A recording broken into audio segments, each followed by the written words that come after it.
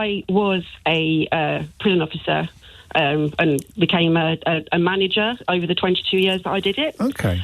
And part of my duties when I was a senior officer was to work in the reception area where we would do all the releases, transfers, etc. Right, can you describe it to me? How many people are there? Quite a few. I didn't work in a very large prison, but there was a couple of senior officers, and there would have been around about 7 or 8 staff as well. So 10. Very busy. So Chelmsford bigger than where you worked, do we think? Yeah. So yeah, a little bit bigger. 15 to 20 people around the place? Yeah. Okay. Yeah, absolutely.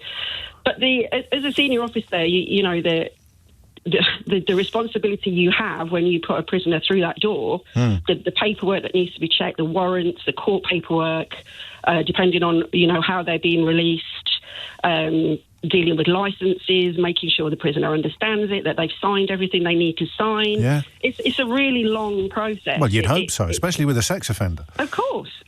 It has to be. So I'm baffled as to how this has happened. Oh, no. However, I was one of the cohort, I suppose, that did 22 years service, and I suppose I was quite an expensive officer in the end, and I was made redundant in 2015. So a Grayling casualty, one of Grayling's failings. Absolutely. So along with, you know, many of my colleagues who had got many years of experience, and being a prison officer is the type of job where experience is everything. No kidding. It's you know, you learn on the job, and the longer you do it, the better you get at handling the prisoners, and it's not the sort of thing you can just, you know, come in off the street and except it is now. You do 9 weeks training, or it was when I was a prison officer, and then you go in and learn the job properly once you get inside the jail.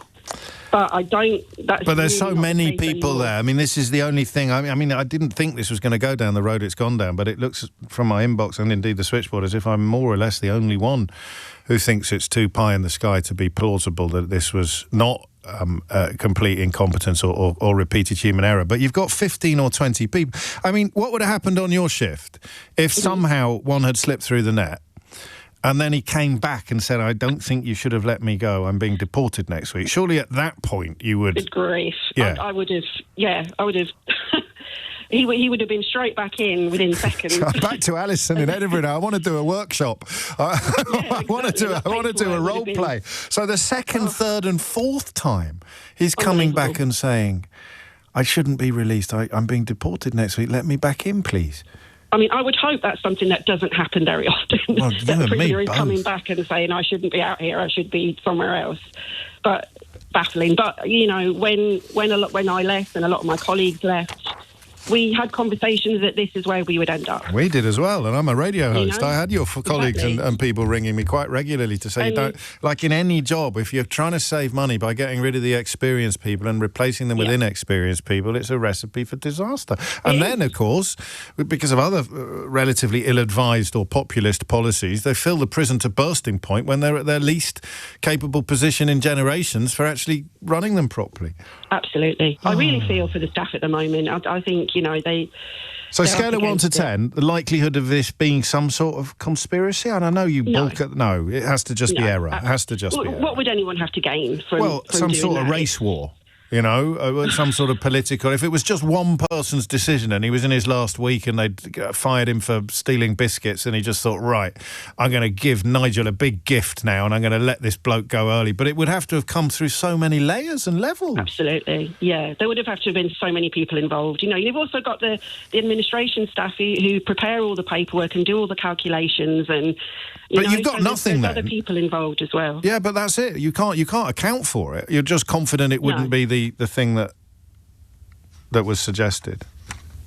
Absolutely. I just think they're massively understaffed. They're massively, in some cases, maybe unsuitable. I mean, when I joined, the majority of the people on my training course were ex-forces. That's the sort of person that job attracted. Yeah, it's got to help. People who are already in that disciplined state of mind. Well, I don't know. The money is so poor. And it is such a difficult job. It's you know. I also keep noticing more stories. It might just be because of the things I notice as I get older, but there's more and more stories about young women going to work in prisons and having relationships with the prisoners. I don't know if you've spotted an uptick in that as well. Which yes, I have. And again, that's less likely to happen. Less likely to happen with former squaddies. Absolutely, yeah, of course. And, you know, equal opportunity, and everyone should have an opportunity to do it. But there is a certain demographic that fits a job. You can compare the two experiences, the training the first time round versus the training the second time round. Yeah, so the first time round was very, very strict. It was all in the classroom, and ladies had to have their hair tied up. There was no ladies' hair allowed to be on their collar. Shirts had to be ironed pristine. Men wearing ties even in training. And the people that trained us, very, very experienced, very good people. Second time round, went up to the training college, and this is no word of a lie, we had 6 different tutors in the 8 weeks that I was there. And one of the tutors, I had to help him show how to put handcuffs on people, practicing for escorts. It's not funny. It's not funny. James, if you wanted to, I could send you the emails of proof I sent back to the people who employed me in my new prison, telling them exactly what this guy was doing. I had to show him how to put handcuffs on, because this man hadn't worked on prison landings for, I think he told me 8 or 9 years, maybe longer. He's working in groups, but because it was as a promotion and it was Monday to Friday job, he was laughing. So what happened then in Chelmsford? Error. But how many errors? So like Sarah was saying, so if you're getting people, if they respect people working boots, so we had a lady who come to work at my first prison, who worked at Boots dispensing glasses. We had a lady who come working there. She was from Toys R Us. Again, no disrespect, working on us, defunct now, but working at Toys R Us. If you're employing 18, 19, 20, to me personally, it should be an age limit. To me, it should be like the old days in the police, 25 upwards. People have no life. I think you've got to be 21 to be a driving instructor. It came up on the Michael McIntyre quiz show at the weekend. It did last night, actually. I watched that last night. It was good, wasn't it? Right, she was exactly. really lucky, wasn't she? Well, not lucky. She played a blinder until she now, if you left school, so left college at 18, you can go work in the prison service, the one closest to me that I may rejoin at some point. Yeah. But maybe we speak that privately. I could go back now on a 41-hour contract, £44,000 a year. All I've got to do is pass some role plays or online. Again, the first time I did role plays was face-to-face with some very angry, who were officers at the time, shouted in your face saying, you've done this. The first one I remember is, you are a pub landlord, and somebody left your pub drunk, goes along the street, throws a brick through someone's house, they come along, and they're in your, literally nose to nose, telling you what they think of you. And you've got to try and placate these people. You're right, obviously. And I'm surprised at that starting salary. I thought it was underpaid. No, that's for a big prison in Surrey. No, I don't doubt what you're telling me. I mean, it won't necessarily be true. It might have something to do with your record as well. I'm not sure. But the bit even if I just can't get past the basic level of competence that you'd need. So Sarah's quite right. So the prison I worked at is probably double the size she worked at. The one I worked at was 1,200 prisoners, and the one after that was 1,400 prisoners. Yeah. So a lot of prisoners. So you may have a staff. When I was at the first prison, they would make sure they had a minimum number of staff in. If it fell below that, they give overtime. It could never go below that certain number. Mr. Grayling, with his pen and paper, goes, you don't need 5 staff, and they could do it with 3 staff. It's Baron Grayling to you, mate.